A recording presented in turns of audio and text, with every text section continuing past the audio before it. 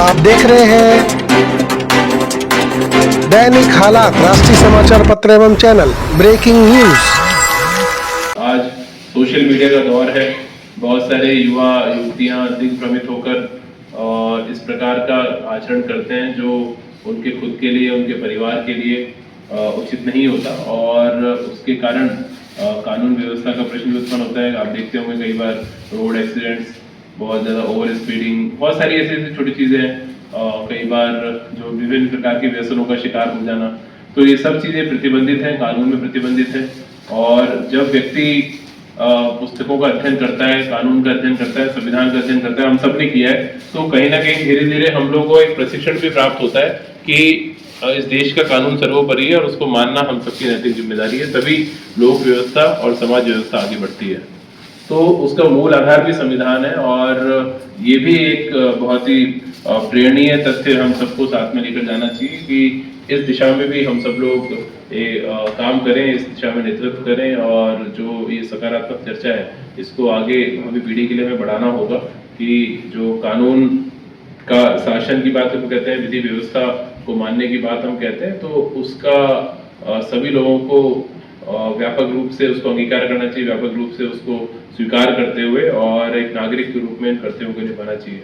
हमारा संविधान ही एक ऐसी व्यवस्था है जो नागरिक के रूप में हम सबके क्या कर्तव्य हैं उन सबको रेखांकित करता है। आप सबने अपने शुरुआती स्कूली जीवन में नागरिक शास्त्र का अध्ययन किया होगा और उसका मूलभूत उद्देश्य ही होता है कि नागरिक के रूप में आपके राष्ट्र के प्रति क्या कर्तव्य हैं जो संविधान से लिए गए हैं, उसको आप सबको निभाना है।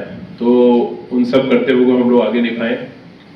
शासकीय कर्मचारी के रूप में भी हम सबकी नैतिक जिम्मेदारी है कि हम लोग जितने भी हमारे पास हमारे विभिन्न कार्यों से नागरिकगण आते हैं उन सबको ससम्मान हम लोग डील करें, ससम्मान आचरण करते हुए उनकी जो समस्याएं हैं उनका निराकरण करें। तभी एक लोकतांत्रिक देश मैच्योरिटी की तरफ, परिपक्वता की तरफ आगे बढ़ता है और नई प्रगति हासिल करता है।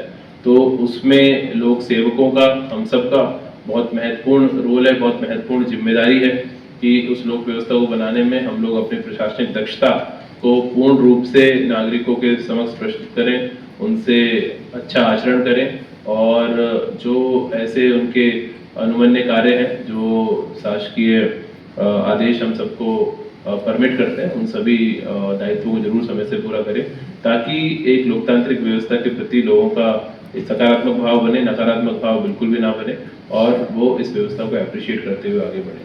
तो इस लोकतंत्र को हमारे जो राष्ट्र के पुरोधा थे उन सब ने स्थापित किया, उसके संवैधानिक मूल्यों को उन्होंने बनाया।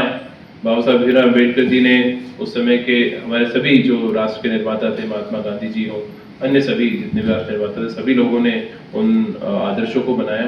तो हमारे सामने है कि उनको हम लागू कराएं और इस देश को परिपक्वता की तरफ आगे लेकर जाएं, भावी पीढ़ी को भी प्रशिक्षण प्रदान करें और एक समरसता का भाव रखते हुए और सामूहिकता के संकल्प के साथ में हम आगे बढ़ेंगे तो निश्चित रूप से समाज भी प्रगति करेगा, देश भी प्रगति करेगा और जो स्वप्न इस देश के विकास के लिए बाबा भीमराव अम्बेडकर जी ने देखा था, निश्चित रूप से उसको हम लोग पूरा करेंगे और समरसता के भाव के साथ में आगे बढ़ेंगे।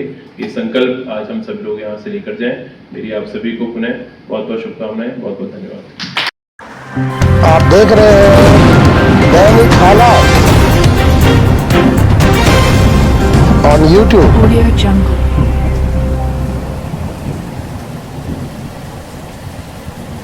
आप हमारी वेबसाइट पर भी ये चैनल देख सकते हैं दैनिक हालात न्यूज़.simdip.com।